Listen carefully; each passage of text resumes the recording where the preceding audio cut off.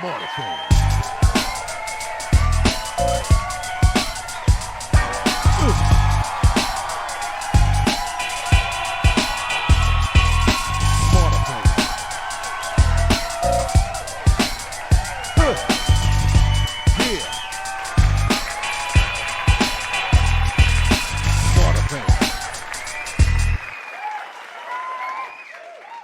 Hey, everybody, welcome to another segment of Smarterfan Podcast, where we bring you behind the veil of sports, business, and life. I'm Joe, and this is Barry. How you doing, Barry? Joe, you ask me how I'm doing every weekend. I'm doing wonderful. I'm doing wonderful. That's good. Matter of fact, I had a wonderful dinner. It was so tasty, grilled vegetables, some seitan wheat gluten, barbecues. Ooh, it was delicious. Some green string beans on the side. Delicious. Delicious, my friend. All right. I'm good. All right. So the NBA Finals kicked off tonight. And in my opinion, the Mavs had a tougher run through the playoffs to get here. I mean, the Clippers took them to 6. OKC took them to 6. The T-Wolves took them to 5. So Kyrie and Luka, they're leading the way with them. They're going to be the driving force behind this team. Hopefully they'll have a good supporting cast, but they're going to be the driving force. Now, the Celtics, on the other hand, led by Jason Tatum and Jaylen Brown, this is their second time in 3 years in the finals. So, and they've been dominant all year long, basically. And it just seems to me like they breezed through the playoffs. I mean, they took the Heat in 5, they took the Cavs in 5, and they swept the Pacers. And they did all of this without Porzingis. So this is going to be, a really, really interesting matchup. Last I checked, though, the Mavs were getting their butts kicked. So, but anyway, now Alonso Mourning, this hits close to home for me. Okay, he had surgery and had his prostate removed because he was diagnosed with stage 3 prostate cancer. Wow. And so since then he's been an advocate for getting screened, which is very important because this is the type of cancer that killed my dad. Oh wow. Yeah. So he's been an advocate for that, and he has a family history of prostate cancer with his father and his grandfather. Oh wow. So he's fortunately they said that it was just contained in the prostate, so it didn't spread. So he's very fortunate. Yeah, he's very fortunate. And right now he's rehabilitating, but wow. So I would say people, get screened, get tested. It could save your life. Yeah, it's no joke, man. It really makes you wonder what they're putting in the food because 25, 30, 35, 40 years ago, you never heard of this in such a prolific way. You know what I mean? Yeah. And for this particular area, especially how it affects us as men of color, it really doesn't give me a very easy feeling the way these people play around with food and play around with chemicals and it's just, it comes close to home. My older brother was diagnosed. They caught it early, thank God. And, it just really makes you wonder, what is the common denominator? Food, lifestyle, and like, it doesn't seem to add up medically that a certain population, all this particular area suffers with this issue of prostate health. Yeah. Right? It just doesn't rest easy with me because it's just like, sounds like somebody's playing behind the scenes. On a lighter note, what's going on with Mr. Bonds? Man, Barry Bonds is one of my favorite players, and there was a big thing, brouhaha, should he be allowed in the Hall of Fame, blah, blah, blah. And people were talking and going back and forth. And somebody asked me, people asked me what I think. And I said, well, why do you not want him in the Hall of Fame? Well, because of the drug thing and blah, blah, blah. I said, let me ask you, what were Barry Bonds' statistics before the big drug thing? And they said, where's his statistics before it Hall of Fame worthy? They were like, yeah. So why are we having this conversation? What could you safely say that was his numbers so extreme after the quote unquote drug thing that it just was unbelievable? So he's in the 700 club. Could you safely say, probably without the drugs, quote unquote, he hits 500? Yeah. Oh, no doubt. No doubt. Yeah. I mean, and so I kept going down this, and I'm like, it's not like, I keep trying to tell people all the time, if drugs could make you into a Hall of Famer, how many guys would not be in AAA? You know how many careers would not end in AA? You know how many careers would be extended? Because if it's only drugs you needed, then that's the cure-all. So you're telling me a drug can make you be an average player to a superstar? And they're like, no. Then what are we really talking about here? We're talking about small percentages of increase, if any, with all the science that we have. So I said the same thing I feel about Pete Rose. Pete Rose, well, he gambled and blah, blah, blah, blah, blah, blah. I said, well, how much money did he make the Cincinnati Reds? And if you understood how much money he and the Red Machine made and how much they were paid and how much the owner, maybe if he was paid fairly, he wouldn't have had to engage in gambling. How about that conversation? Why don't we have that conversation? And they were like, I never thought about it that way. I said, when's the last time you heard of an owner going broke? Never. Nope. If anything, it's either something like Sperling, right, where they're messing up the brand, or DeBartolo, where he probably should have been locked up, because that's just wanton greed, right? You own the 49ers, you're making a goob gob of money, and you basically get caught overreaching, and you should have been locked up and lost a whole lot more, but they gave you grace. You know what I mean? Yeah. So you're going to come down on the player who's taking the greatest risk in a limited time window. And I'm not condoning the gambling, you know what I mean? But you cannot deny the work on the field by Pete Rose. Not at all. You can't. Not at all. You can't. So those are the interesting conversations I had, my friend, with with Barry Bonds. I was like, if he did nothing, if you just cut off his career before the drugs, he goes to the Hall of Fame. God forbid he had a injury, let's say, and he couldn't play. He's going to the Hall of Fame. Yeah. Yeah. So my friend. Well, okay. So now, NFL market values. Okay? Oh. Christian McCaffrey just got a 2-year extension from the 49ers at $19 million a year. Up to, or he's getting paid 19? He's getting $19 million a year. Sweet. For that 2-year extension. Sweet. And they also gave him $8 million over what he was scheduled to make in 24 and 25. Sweet. So he said, hopefully this will reset the running back market. So yeah, it should.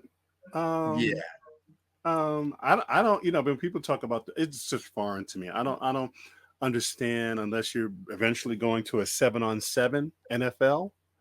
How do you not have a running back game? Well, I don't know. Yeah, on the heels of that, this was on the heels of Justin Jefferson getting a 4-year extension from the Vikings at 140. So yeah, I he's still gonna, think, he's gonna be the highest paid non-quarterback in the league now. Yeah, for about a month, and then the rest of them are going to pile in. But I'm happy for them.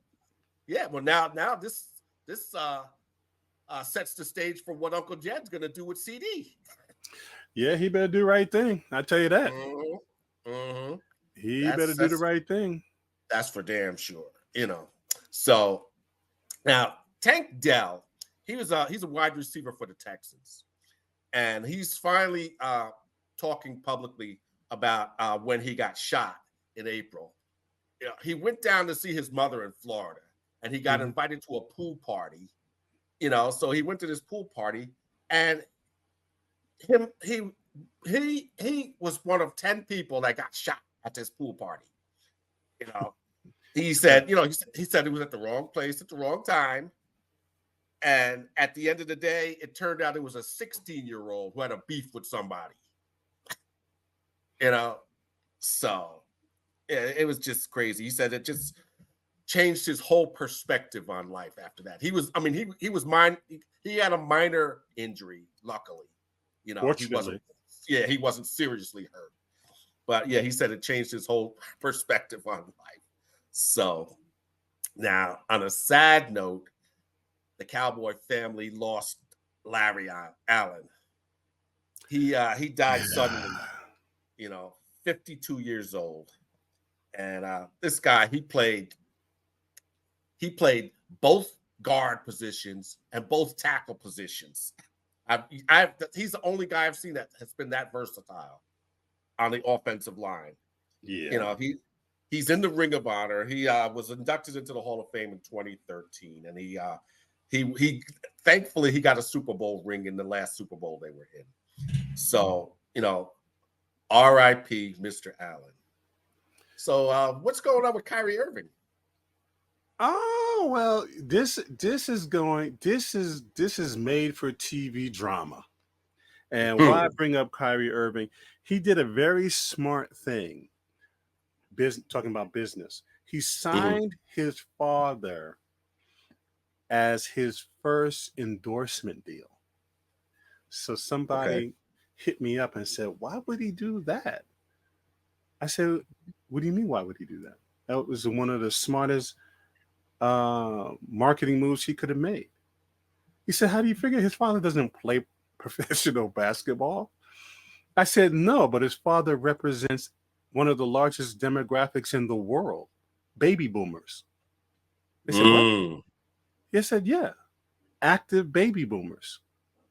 That's who his father represents. So if you look at the signature shoe, it's not a basketball shoe. It's a casual leisure sneaker. It's an active leisure sneaker. If you listen to Kyrie's language about my tribe and my global tribe, right, and people who rock with me, he is appealing to the global market.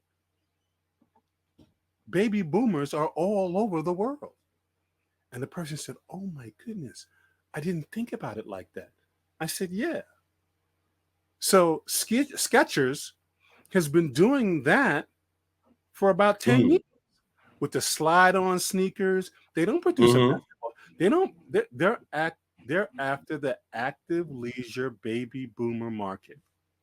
I got a pair myself. I rest my case. I wear Skechers. Right? Right? So if I'm active, so that's who his one of his markets. I guarantee his next shoe is going to go after the female market. And what great timing in light of what's going on in the WNBA.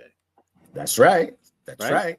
So now I get a couple of the hot young ladies to wear my shoe as they ascend the WNBA.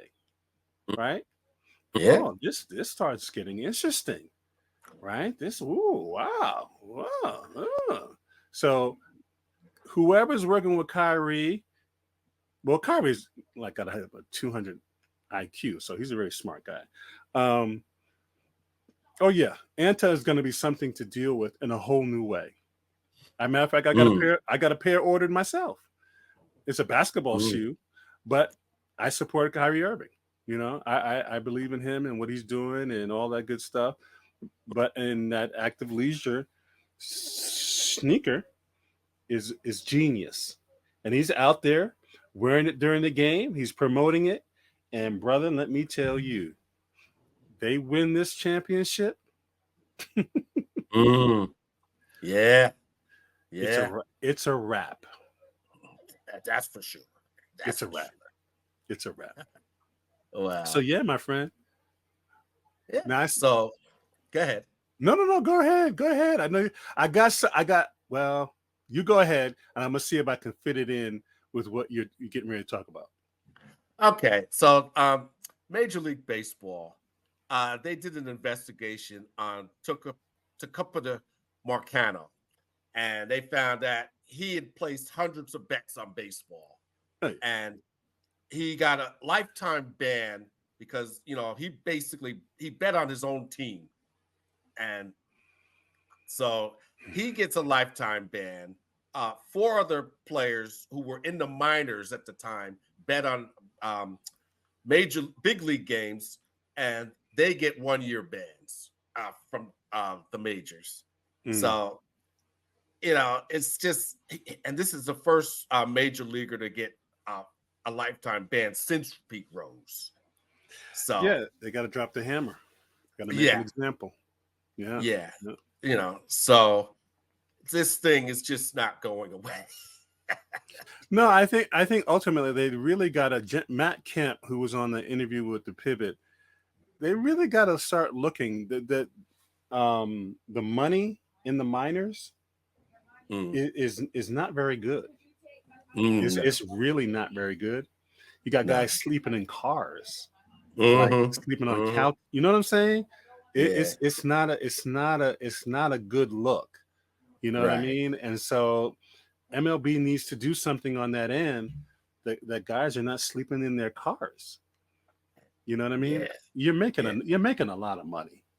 You know what I mean? There's no reason that these guys should not be making a decent, livable wage. That's ridiculous, in my humble opinion. Come on. Well, speaking of making a lot of money, they're saying that at the rate that Judge and Soto are going, they could be another Ruth and Garrick or Mantle Maris duo. You know, because Judge, he's got 21 home runs now. Already? Oh yeah. Soto's got 17. Jeez. And they could be on pace to each have 40 home runs in a season. 40. Yeah, 40 or more home runs in a season. And in the past 20 years, 2 or more players on the same team have hit 40 or more home runs only 9 times. Oh wow. So, that's rare company. Yeah, they would be the 3rd duo to do it for the Yankees. So if they accomplish this. So man, that's going to be interesting. Now, Musahara, Ohtani's interpreter, he pled guilty to bank and tax fraud. So I mean, he originally pled innocent. So now he reversed his plea guilty. So he might be looking at 33 years. Now, I would be surprised. They'll probably sooner send him back to Japan, slap him on the wrist, and make him invisible. You know. Yeah. I mean, and while this is great news for MLB because they had started an investigation and now they get to drop it. You know, because they say, well, Ohtani's a victim. Okay, case closed. Yep. You know, so. But the best thing for them to do is just send him back to Japan. Yeah. Wow. Let them deal with it. We'll have to see how that plays out. So now, what's going on with the Raiders? This is what I got for you. The LA Raiders have a black head coach, a Vegas black Raiders.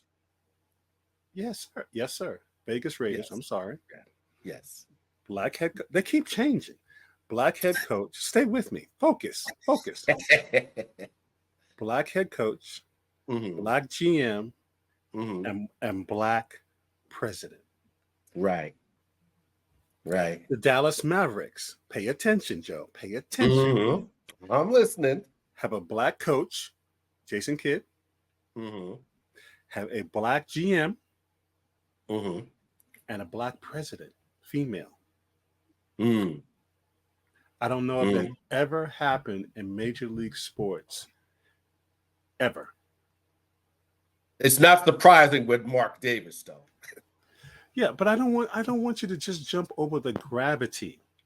Oh, I understand what you're saying. I'm just saying, of this moment in time. Yeah. Right? Yeah. And so there needs to be more conversation. I'm actually going to do a deep dive for our next show on who these folks are and why it's so important. Because it sets up a very awesome precedent. And one of the reasons why I'm rooting for the Raiders to really do something great this year and for the Mavs to win, because it's a win on so many levels. Oh, really, no doubt. Is, right? No it's doubt. A win on so many levels. So I wanted to bring you that. I know it's still 200-2 because you be beating me all the time on this trivia. So that's good stuff. That's good stuff. But my point being that, Al Davis had no qualms about bringing in a black coach, and he had, and Mark Davis is finally following his father's blueprint in a sense that, he's bringing in people who are qualified for the job, not because they're black. Yeah. And, because it's about win, baby, win. Exactly. And that's why, literally, as crazy it is, I mean, I'm always going to be a Cowboy, but at the same time, I'm rooting real hard for the Raiders. I've always been a Raider fan, but I'm really rooting really hard because the upside is just huge. It's just huge. It makes it's really huge and opens a lot of doors. And hopefully Coach Pierce can bring back that Raider mystique. I think if anybody can, he can. He's a player's coach. They love him. They're excited. They're playing. And I think they can. You know how the Raiders win. They win ugly. They never win pretty. They win ugly. And, that's just who they are. But that's part of the mystique. That's part of the mystique. So we live in some exciting times. It's going to be an interesting season. It's going to be an interesting show. Man, can you imagine what the Raider Chiefs games are going to be like this year? It's going to be a zoo. It was a zoo before, but it's going to be a real zoo. It may not even be a zoo. It may be just a Serengeti crossing of the wildebeest. It's just going to be. It takes me back to those days of those Raiders Oilers rivalries, those Raiders Steelers rivalries, where they just didn't like each other. Ooh, Lord, you could feel the hits on your TV. Let me ice. Why you got ice on your knee? You ain't playing.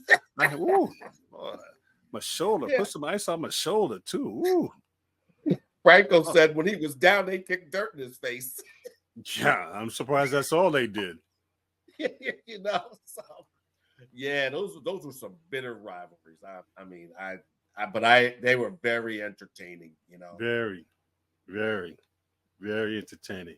So my friend, we got some exciting things coming up on Smarterfan Podcast. More different angles, more things going on with the WNBA, which I'm loving. I'm actually looking at my calendar, see how I can catch me a game or two, see Angel, see Caitlin, see these young ladies. Definitely. Putting on a show. And as I told a couple of friends of mine, I said, mark my words, after the halfway point in the WNBA, watch these ladies take off. They're taking off. They're taking off now. Oh, yeah. You're really going to see a mass separation between the old guard and the new guard. And these girls set the record. Hello. They are going to light it up. Yep. So exciting times. Exciting times, my friend. Exciting times. So as we say on Smarterfan podcast, stay in the game. That's right. Until next week. You too. Bye-bye. All right. Smarterfan.